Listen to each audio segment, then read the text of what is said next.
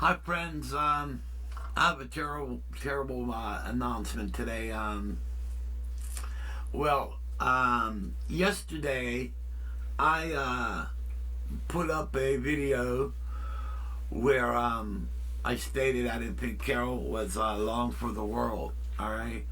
Well, about an hour after I posted this video up on YouTube and Facebook, I wanted to lay down and just relax a little bit because I still have the double vision. Not as bad as it was, but when I get stressed, I get it again. So I just wanted the rest. And right as I was about to nod off, the phone rings. And it was the hospice nurse. And they told me Carol passed. Alrighty. And I was like speechless because even though for a year she was living at that nursing home, she was always a phone call away. And so it's so final, you know. And so Carol's gone, and she's with Jesus. Alrighty. Life is like this glass. All right. We have our soul. We'll say the coffee. All right. The coffee's in the glass. The coffee is our soul, our essence. All right. And when the coffee's gone, all you have is an empty glass. All right. And the empty glass is what's on earth. But the soul, the essence, is in heaven now with Jesus. All right. And so Carol was always an active person and full of life.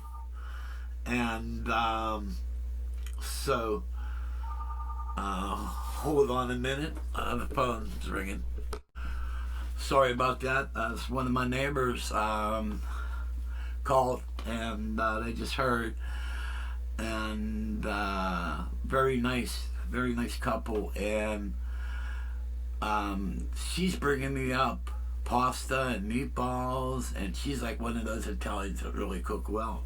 So hey, that's really awesome. Friends, I got some really good friends. I'd like to send thanks out for Danny, Billy, Jeremy, Kevin, Johnny, Rick. A lot of these friends drove me around to go see Carol because of this stupid eye problem. I've decided myasthenia gravis. That's what I got. And matter of fact, the medication's helping. But I think due to the stress, I still get double vision. Not as bad as what it, because normally when it come on, my eyelids would just basically close, and you're like this, and you're trying to see out of it, and it's messed up. And but I have a little bit of double vision right now, and but I also have these glasses. They're like a prison glasses, and they help a little bit. Also, I could put an eye patch on, but I guess over a period of time, the medication, as it grows stronger in your body, will hopefully eliminate all this. And but here's the thing. Carol and I met on New Year's Eve of 2000. All right, and she was coming out of a bad relationship, and I was coming out of a bad relationship. I was out of it, and she was out of it. But basically, I remember that day, I just said to God, I said, God, I just feel so bad. I wish you would take this cup from me.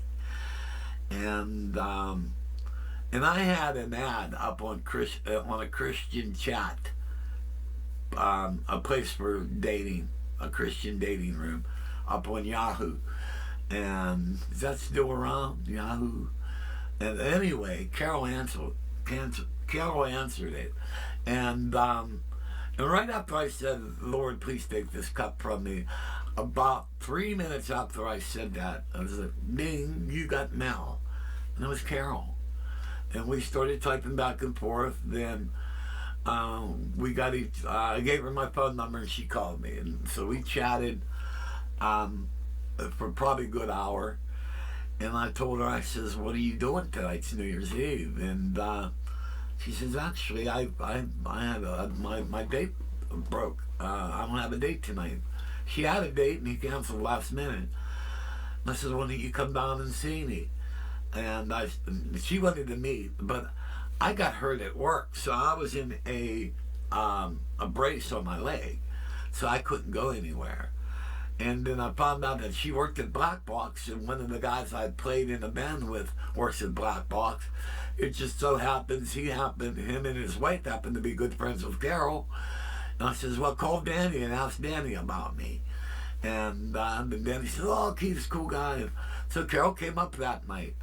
And that night, I have a picture of that. I took a selfie of us. And that night, we were finishing each other's conversations. And the next morning, she called me. And that was like, because when she left about 6 o'clock in the morning. And after she left, I went, man, I really dig this woman. And so when I woke up, hold on, another phone call. Sorry about that again. Rick and Patty Elkhorn. Wow, what a thoughtful couple. Well, that was Rick telling me his wife is bringing me over some food. Fettuccine, homemade meatballs, and a big salad, complete with black olives and everything on it, man. And then we call that antipasta because it had all the... Anyway, very thoughtful couple. And so, I don't want to drag this on. This morning, I was a mess, man. You know, I spent like a year living by myself with Carol at the nursing home. But, you know, that is no substitute because Carol was always a phone call away, you know. So, but what's going to go on today at 4:30?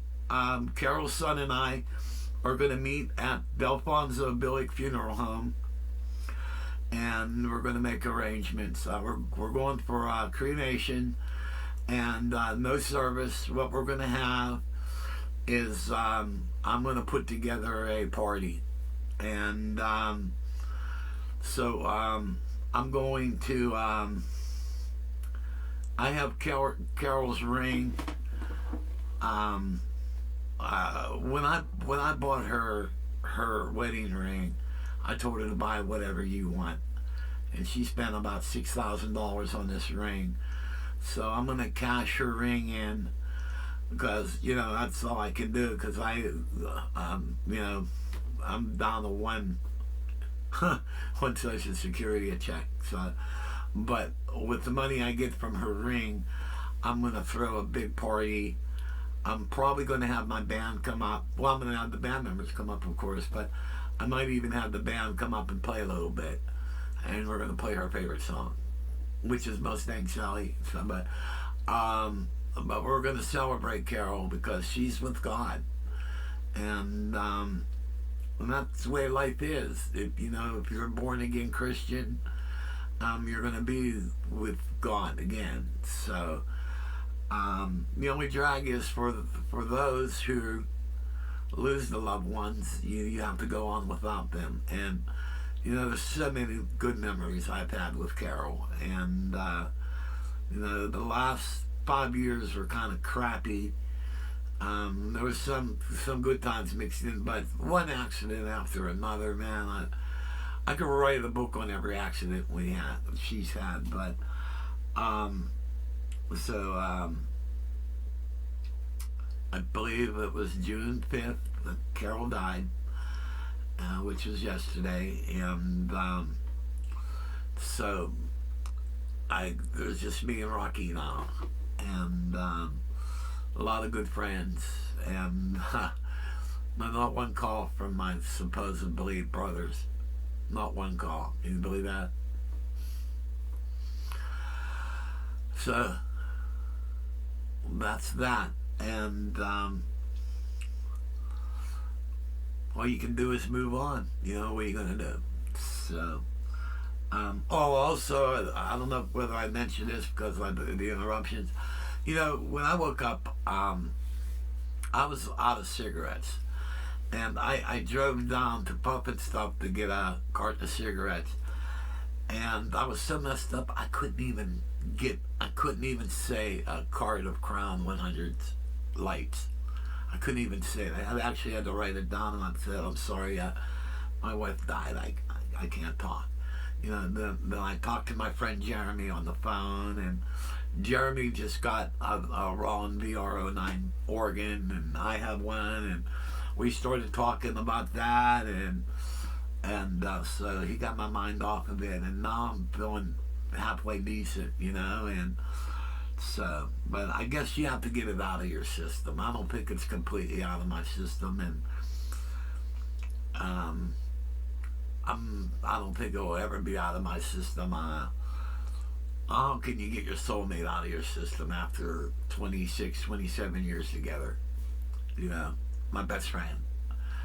So, but gotta move on. That's all I can do. I got my Rocky, which is he's outside doing little Rocky things. Hey guys, treasure every day. If you're married, treasure your spouse, because you never know what can happen. You know, you just don't.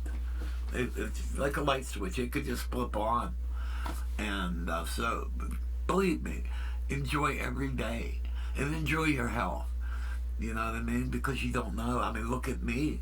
Just out of the blue, I get hit with this disease. You know, and all you can do is keep plugging, man. Keep plugging. And so that's what I'm gonna try to do. And so God bless. Thank you all for being my friends. And you know, in a little while I got some cool videos planned. I actually had a video planned that day.